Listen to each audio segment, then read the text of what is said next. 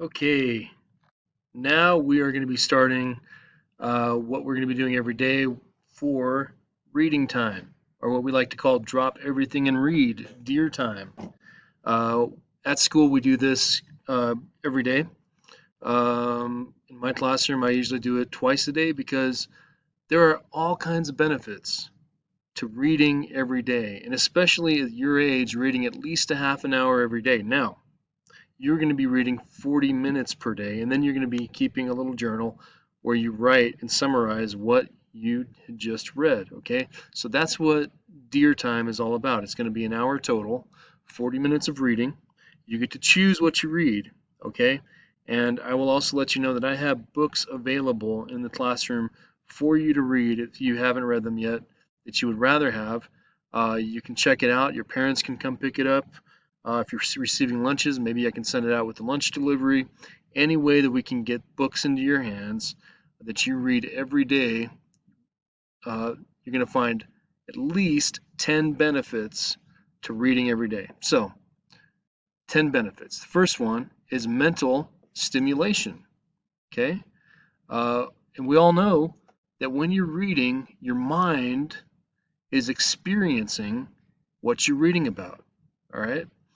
Scientific studies have proven that um, when the brain experiences something, a certain part of it is activated.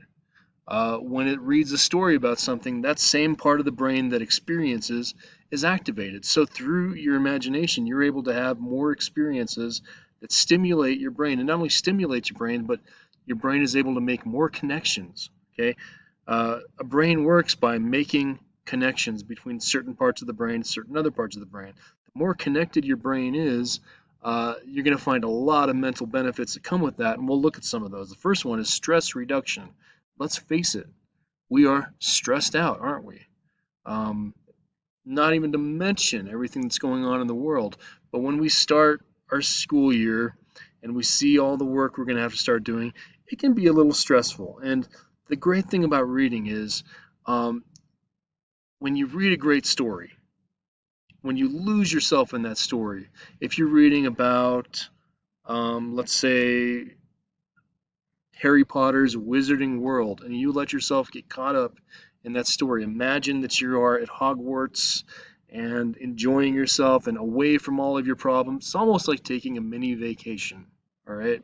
And that reduces stress, and that's good for your mind, that's good for your emotions, that's good for all of your health. So, stress reduction is a great reason to read at least a half hour or 40 minutes a day, which we will be doing. Of course, knowledge. Now, look at this guy. He's standing on all these books, all the books he's read, all the knowledge he has, and then, well, he's able to see way far above everything. Okay, this person's only read a few books. He can just see over uh, that ledge to see what's behind it, but he can't. And what he sees is really dark and really scary, while this guy who has more knowledge sees the beautiful part of the landscape. Now, this person who hasn't read anything, he's just looking at whatever's in front of him. He's not looking with as much knowledge as the other two. He's not able to make as much sense of the world around him as the other two are. So, everything you read fills you with new bits of information, and you never know when it might come in handy. So the more knowledge you have, the better equipped you are to tackle any challenge you'll ever face. So reading is practical. Reading helps you with knowledge that you can put into your everyday life. Now, vocabulary expansion, guys. Vocabulary is an important part of education. I'm sure you've already had vocabulary lessons and vocabulary words.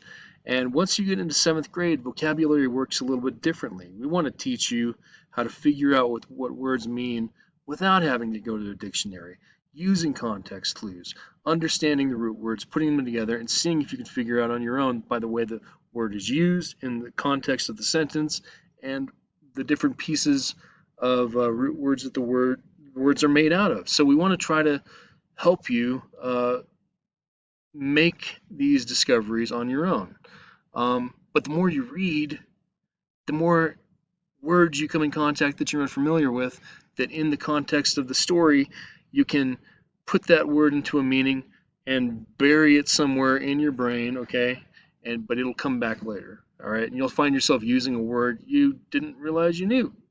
And that's the great thing about reading is it expands your vocabulary, and the more your vocabulary is expanded, the more well-spoken you are, the more people want to hear you talk. It's going to help you out when you get out into the real world and you get a job and you have to make presentations and you have to talk about what you're doing for the company or whatever. You want to be well-spoken, all right? And reading helps you with better communication, memory improvement. Like I said, reading, and when you read a book, you have to remember characters, their backgrounds, ambitions, their history, nuances, all the subplots and the arcs that weave through every story. But think about it. Every new memory you create forges new synapses, brain pathways. That's what I was talking about, brain connection. All right. And it strengthens existing ones, which assists in short term memory recall as well as stabilizing moods. So, it improves the memory by forging new brain pathways that connect different things to each other and strengthens the ones you already have. So it strengthens your existing memories. It helps create new potentiality for remembering things, and it's almost like a workout for your brain. Your brain is there to remember, right? Your brain is there to take in new information and remember it. And the more you read, the more your brain is able to do this in a strong way. So reading is like exercising your brain. You also will get stronger analytical thinking skills. That means that when there's a problem or a mystery or something that needs to be solved, reading a lot helps you think outside of the box and try to problem solve in ways other people may not think of. So it really helps you with your analytical thinking skills, which help you with problem solving and help you with all kinds of things. Improved focus and concentration. Obviously, when you read for a certain amount of time a day, it improves your focus. And I'm saying start with 30 minutes, 40 minutes a day. You might find yourself reading more than that, and that's okay because that improves your focus and your concentration. And to be a master student, you need to know when to focus. You need to know when to have concentration. In this day and age, students find that hard because there's so many things that are distracting them. All right, they've got screens over here distracting them. They've got all kinds of things that are distracting them. So we want to make sure that we learn how to focus, we learn how to concentrate. That's only going to help us in our studies, but also in the rest of our life as well. Better writing skills. Now we're going to be doing writing. We're going to be doing a lot of writing, and there are 6 traits that go into good writing that when I grade your writing, I'm going to be grading from. And a few of those traits would be just the basic ideas, all right? Word choice, sentence fluency, what we would call grammar and punctuation, creativity, your own voice. These things all go together, organization, all these things go together in writing a great piece of writing. The more you read great writing, the better you write. That's one of the life hacks that I want to leave you with. The more you read, the better your writing becomes. And that just happens, as you read. You don't even have to try. Just read, just pay attention, and you're going to be amazed at how much better you're able to write the more you read. Tranquility. Now, again, this kind of goes up there with was the one at the very top. Stress reduction. It's the same thing. Losing yourself in a book it helps you escape from your problems. It helps you take some time off and have a little mini vacation, and that is good for stress reduction and tranquility. Plus, guys, reading is free entertainment. Okay, you don't have to buy any books. You can go to the library. You can read any of these books behind me, and maybe in a future video I'll show you the ones I do have. Maybe we'll do that on Zoom.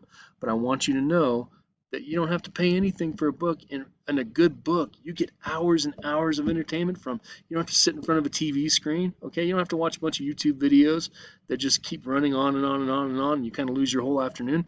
You can read and have all of those other 9 benefits, plus get free entertainment. That's great. So what I want you to do is find some kind of journal, some kind of notebook or something to be able to summarize your reading. I want you to pick a book hopefully one you haven't read before. But if you want to pick a favorite book that you would love to read all the way through, go ahead and do that and spend 40 minutes a day reading. And then after you spend that 40 minutes, I want you to write a summary of what you just read. Okay? On Mondays, I want you to write about the character. It could be the main character. You could pick another character. Write what makes them who they are. Okay, characterization is basically just what makes the characters unique. I want you to write about that and how that affects the story. On Tuesdays, you're going to be writing about setting. Okay, where does the story take place and why does that matter? Does that have any effect on the story? Usually, in good stories, a setting has a huge effect on the story. Okay, the third day, Wednesday, is going to be all about plot. What is happening? These characters, something's happening in their lives, something's changing in their lives, something is moving forward, maybe something unexpected happens that changes everything. These are plot devices. So I want you to talk about what's happening in the story on Wednesdays. Thursday is when you just predict what you think is going to happen next. Okay, write a whole paragraph what you think is going to happen next, because then you're mentally engaging the story. You're trying to find clues and foreshadowing things that are in the story that help you think about how the story might go off in a different direction or stay in the direction it's on. Now, guess what? If you're doing this regularly, you might find yourself surprised by the way the author takes the story, but you're also kind of writing your own story in your head, and it helps you with coming up with your own stories in the future. So keep those ideas there. You might be able to write your own story or fan fiction or anything that comes out of what we do on Thursdays. So if you have any questions, get with me. But this is basically what our Drop Everything and Read time is all about. So happy reading, and I'll talk to you later.